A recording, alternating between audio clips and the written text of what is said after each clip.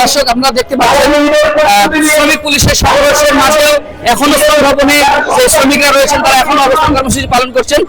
এখানে পুলিশের হামলা শিকার হয়েছেন সেই পুলিশ সদস্যরা এখানে এসেছেন। দর্শক আমরা দেখার চেষ্টা করবো পুলিশ আর শ্রমিকের মধ্যে এখন কি কথোপকথন হচ্ছে।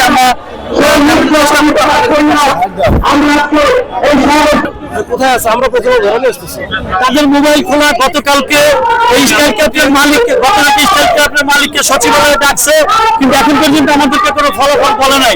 স্টাইল ক্যাপ্টের 21 কোটি টাকা শ্রমিকদের পাওনার আন্দোলনে আইসে একজন শ্রমিক জনি সে মারা গেল এই শ্রম ভবনের সামনে, কিন্তু মালিকরা এখন পর্যন্ত ধরে আল্লাহ পাওনা আদায় করে দেওয়া 21 কোটি টাকা তো মালিক স্বীকার করছে যে শ্রমিক পাবে।